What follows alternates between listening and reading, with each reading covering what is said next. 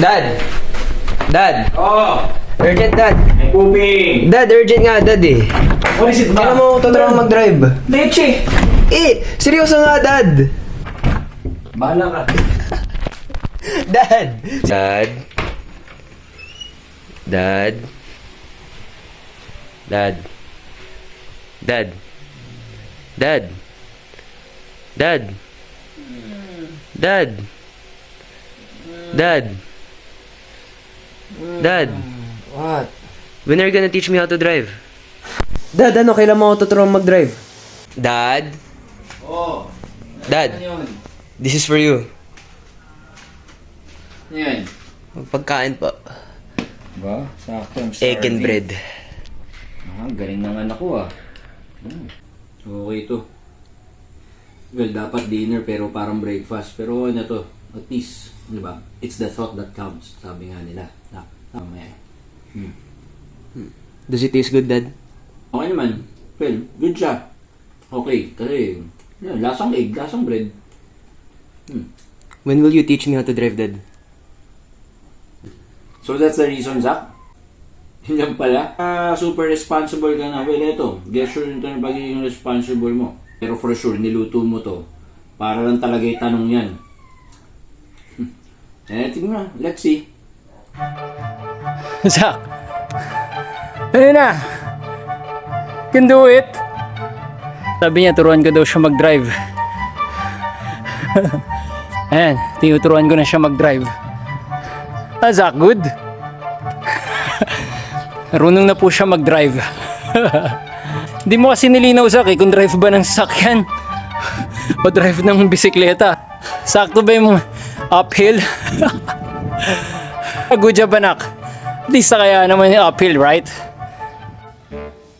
Zach, okay ba yung pagturo ko sa'yo ng drive? Hindi mo kasi nilinaw, sabi mo, turuan kita mag-drive. Ikaw ba kung drive pala ng 4 wheels o drive ng 2 wheels? So yan, 2 wheels. Drive din naman yan, di ba? Drive ng bisikleta. Opo. Ayos ba? Opo. Parang tanggal yung kulit mo.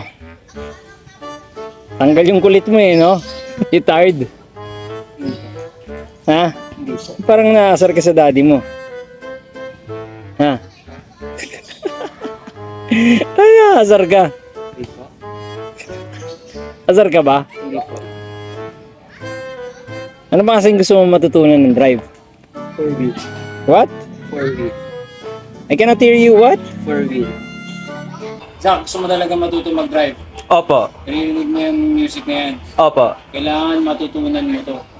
Ang pag-zumba.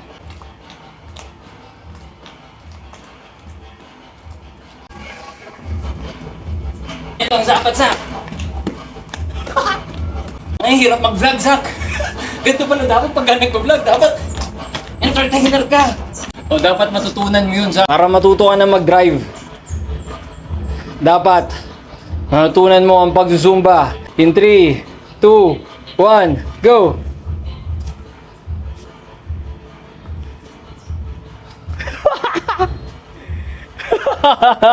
You got your passport already, Zaki boy? Si Master Ugue. Sino? Si Master Ugue. Hindi nga, baba yung face mask mo saglit. Mukha nga. Palaki ka ng palaki, papangit ka ng papangit na din, Zak. Nagmamana ka na sa akin, papangit ka na rin ng papangit. Kala ko, Zak, naiiba ka eh. Kala ko, gwapo ka eh. Pagkakasama mo ako, papangit ka na rin ng papangit eh. Nagiging kamukha mo na ako eh. Kaya maganda rin na talagang sumama ka na sa mami mo. Para naman kahit papaano, mahawaan ka ng yung magandang itsura. Pagkakasama mo ako, papangit ka na rin ng papangit eh. Nagiging kamukha mo na ako eh. Ito yung pang-gangster na tubig. West Coast Ice. Pagka-gangster ka, ito dapat yung iniinom mo. West Coast Ice. Bocado Loco! How does it taste, Zach? Sarap. Ang galing ng dati mo, Zach, no? May exam ka tomorrow. Pero niyaya kitang mag-mall. Magre-review ka naman mamaya, di ba? Opo. Parang dahil lang sa video, sinabi mong opo. Parang hindi ka magre-review mamaya. Pero yun nga yung sense nun eh, di ba?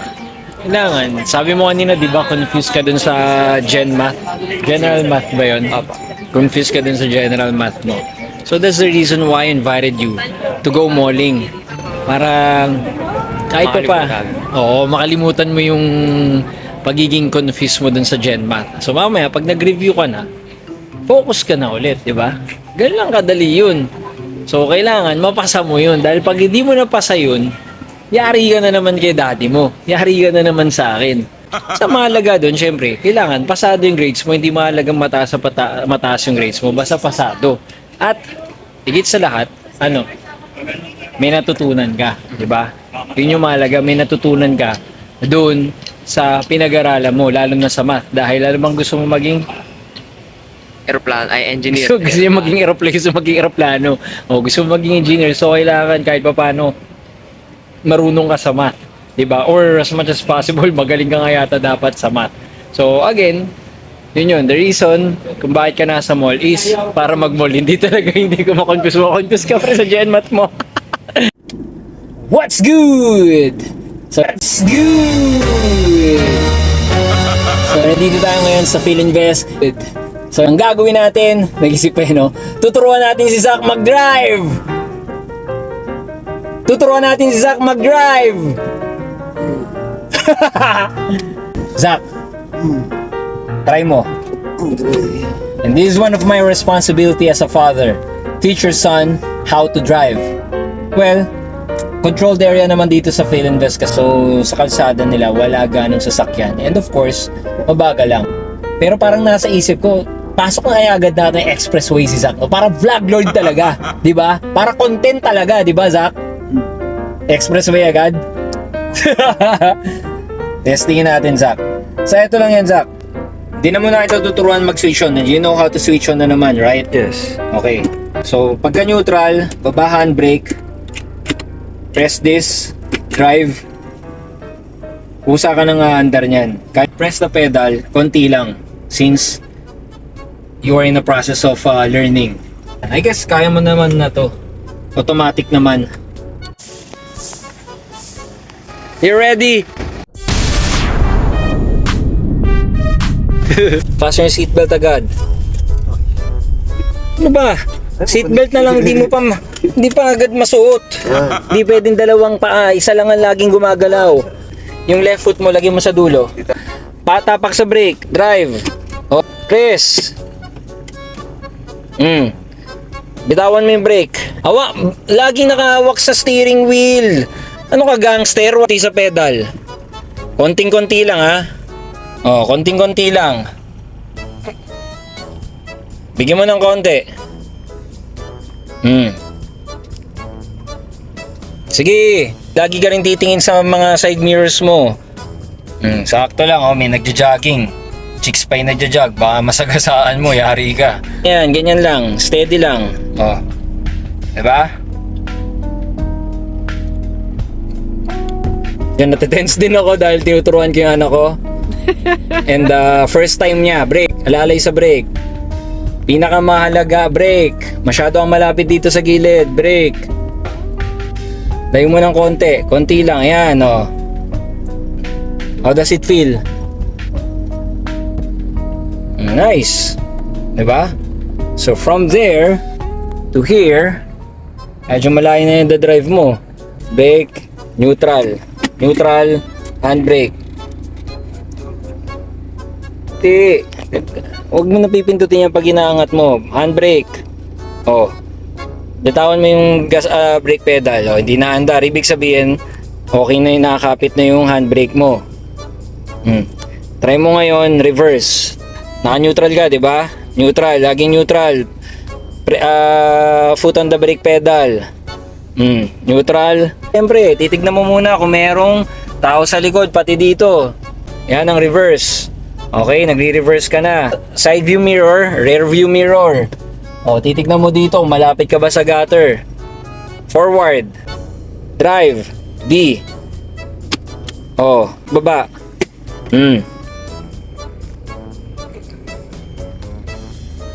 Fuel lang konti. Sige pa. Okay, enough na yan. Brakes. Anong gagawin mo pagka-brake? Neutral, go back to neutral. Handbrake. Tingnan mo muna, bitawan mo yung brakes mo. Nagalaw. Neutral. Ayun, neutral tuloy. Handbrake. Taas mo pa konti. Yan, enough. Hindi na nagalaw. Okay na? Good? At least you learned the basic from Vlog Lord. Ano sasabihin mo? Thank you, Vlog Lord. Yun si Zach, Ano mo?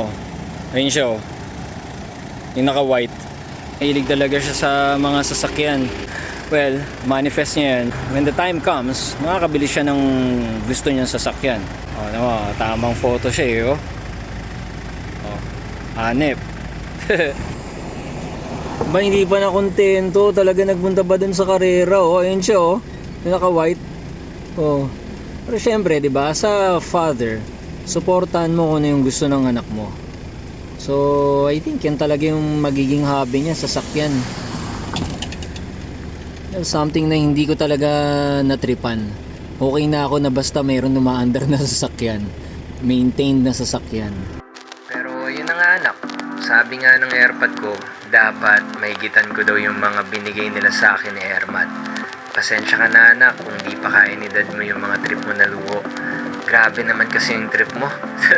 When I was 16, trip ko lang na 4 wheels was skateboard. But man, I might not be able to afford to buy those, but what I can afford for now and mostly do is to support you with your dreams. Probably I can afford such, pero baka di pa din kita bilan. Because I think the greatest gift I could give to you are learnings. Lahat ng bagay dapat mo paghirapan, anak. Work hard for it. Be smart with your money. I always say this to you in person, but I want to document it too para in the future this video will remind you. Invest in yourself, anak. Plan wisely for your future. At first, maybe you might end up as an employee. If not, better. Basta aralin mo, galingan mo.